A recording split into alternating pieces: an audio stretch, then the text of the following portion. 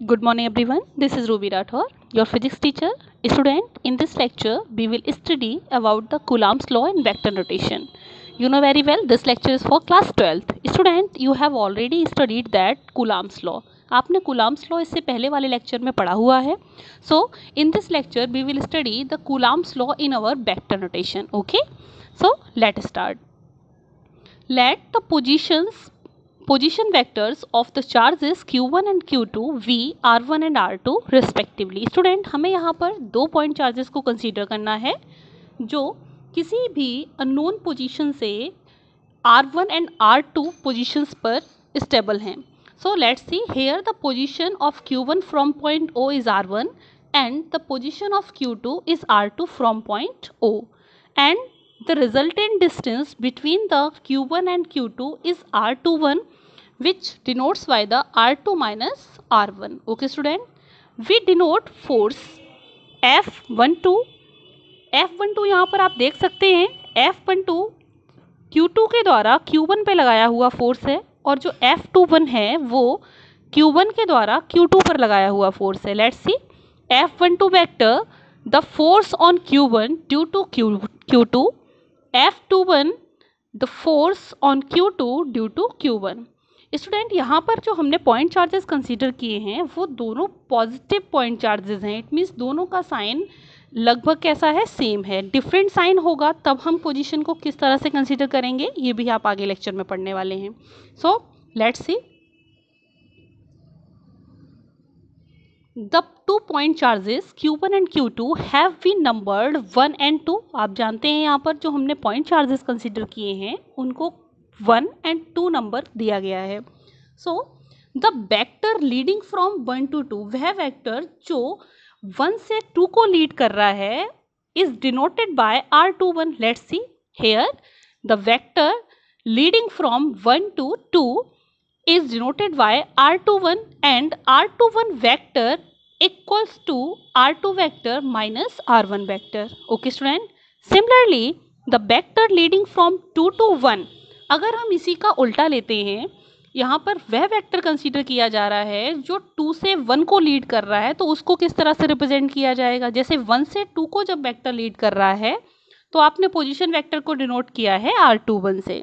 सो यहाँ पर अगर हम 2 to 1 चलते हैं तो हमारा जो पोजीशन वेक्टर होगा वो होगा R12. So student, here R12 vector equals to the R1 vector minus R2 vector. So यहाँ पर आप देख सकते हैं there is a minor difference. The difference is that यहाँ पर सिर्फ डिफरेंस किसका है, साइन का है. So we can say that अगर हम यहाँ पर माइनस साइन कॉमन ले लेते हैं तो आपका R2 यहाँ पर आ जाएगा. इट मीन्स R2 आपका पॉजिटिव हो जाएगा और R1 आपका नेगेटिव हो जाएगा. So R12 vector equals to minus R21 vector. Okay student, यहाँ पर सिर्फ जो डिफरेंस है वो किसका है, डायरेक्शन का है. बाय द वे इनकी जो मैग्नीट्यूड है वो कैसी है, दोनों की सेम है. Okay student, we define the unit vector. हम इन दोनों पोजीशन वेक्टर के यूनिट वेक्टर्स को डिफाइन कर सकते हैं. सो स्टूडेंट, लेट्स सी यहाँ पर आपने दो पोजीशन को कंसीडर किया है. First position is that when the product of Q1 and Q2 greater than 0. जब Q1 और Q2 का प्रोडक्ट 0 से बड़ा है उस समय दोनों के बीच में जो फोर्सेस होंगी वो कैसी होंगी, रिपल्सिव होंगी. लुक दिस, यहाँ पर F1 की डायरेक्शन इस तरह से है और F21 वेक्टर की डायरेक्शन इस तरह से है. ये क्या शो कर रहा है, ये शो कर रहा है कि the product of Q1 and Q2 is greater than 0. It means both charges are of the same charge, same sign. It means Q1 अगर पॉजिटिव है तो Q2 भी पॉजिटिव होगा, अगर Q1 नेगेटिव है तो Q2 भी नेगेटिव ही होगा. सो अगर हम इनका प्रोडक्ट करेंगे तो वो प्रोडक्ट ऑलवेज भी positive then greater than 0. Okay student, now take the second condition. अगर हम यहाँ पे सेकेंड कंडीशन लेते हैं, when the product of Q1 and Q2 is less than 0, it denotes that the sign of Q1 and Q2 are opposite, then the force will be attractive. Okay, अगर दोनों में किसी का भी साइन अपोजिट है या Q1 Q2 opposite sign consider करते हैं तो इनके बीच में जो फोर्स लगेगा वो कैसा होगा, अट्रैक्टिव होगा. So look this the direction of the force. Okay, so student, come to the unit vectors. How can we denote the unit vectors? So R21 unit vector, आपने 11th में यूनिट वेक्टर को represent करना सीखा होगा. Unit vector को हम हमेशा represent करते हैं अगर हम किसी एक ए वेक्टर को कंसीडर करते हैं. For example A cap. So A cap is written as a vector upon mod A. यहाँ पर जो मॉड ए होता है इसको हम इस तरह से भी सिंपल डिनोट कर सकते हैं. इट मीन्स विदाउट मॉड के भी हम इसको इस तरह से रिप्रेजेंट कर सकते हैं. Okay student, so look here, R21 cap equals to the R21 vector mod R21. Similarly R12 cap equals to the R12 vector upon mod R12. So student, यहाँ पर आपने देखा कि जब भी हम मॉड से कोई भी चीज़ को बाहर निकालते हैं तो चाहे वो अंदर नेगेटिव साइन के साथ हो या वो अंदर पॉजिटिव साइन के साथ हो, जब भी मॉड ओपन होता है तो टर्म की एब्सोल्यूट वैल्यू ही राइट की जाती है. सो अगर हम इन दोनों कैप्स को R21 कैप और R12 कैप को ओपन करते हैं then R21 cap always equal to the R12 cap. Okay student, now come to our topic.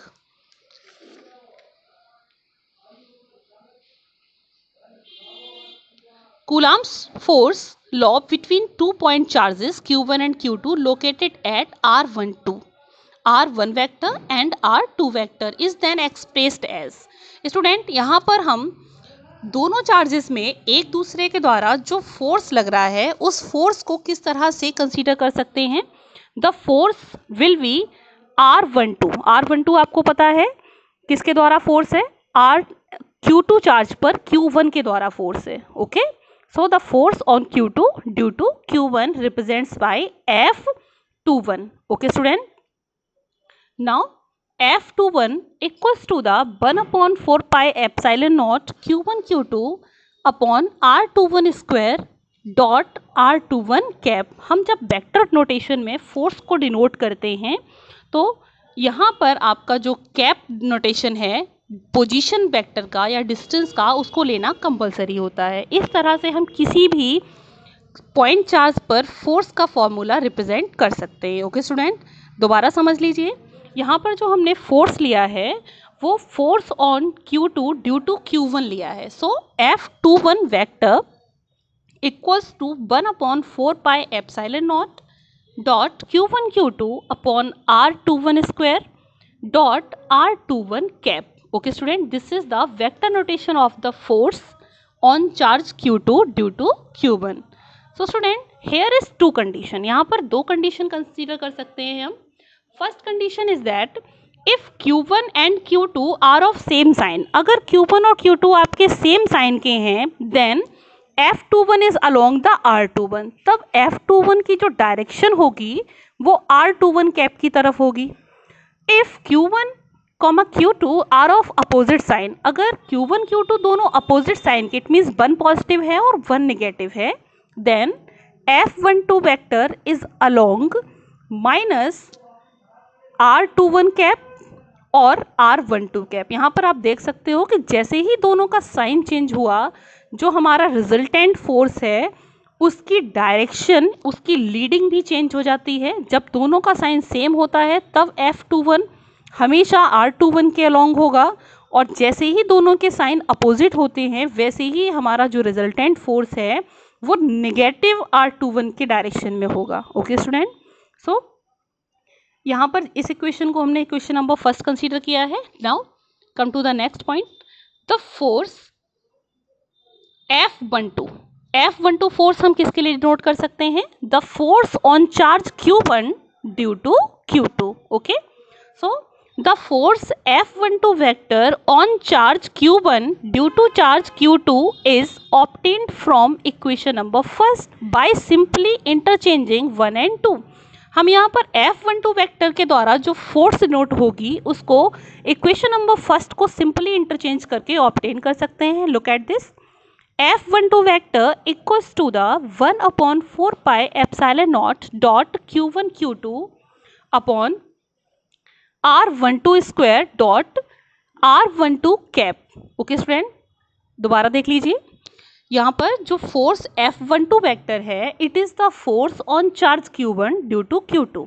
Okay, so F12 vector equals to the 1/4 pi epsilon naught Q1 Q2 upon R12 square dot R12 cap. जैसे हमने ऊपर वाले force में यहाँ पर F21 लिया था तो यहाँ पे R21 कैप लिया था, उसी तरह यहाँ पर जैसे ही हमने F12 वेक्टर लिया है तो जो कैप लिया है वो आपका क्या लिया है, R12 कैप लिया है. अभी आपने ये देखा है कि हम जब साइन अपोजिट होते हैं तो R12 को नेगेटिव R21 से रिप्रेजेंट कर सकते हैं. सो स्टूडेंट, जैसे ही हम यहाँ पर R12 कैप की जगह R21 को रिप्लेस करेंगे, या फिर आप कह सकते हो कि जैसे ही R12 R21 के द्वारा रिप्लेस किया जाएगा, its sign will be change. इसका जो साइन है वो कैसा हो जाएगा, चेंज हो जाएगा. So now this formula is the force on charge Q2 due to Q1.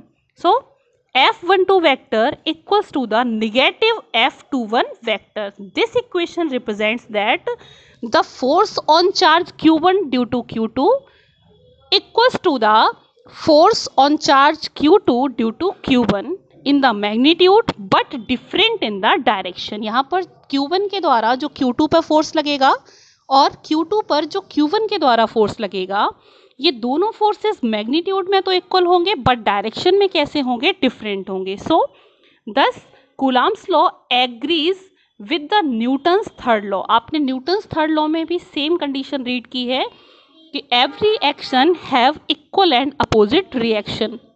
So student, every action has equal and opposite reaction. Now here the force are equal but different in sign. Okay.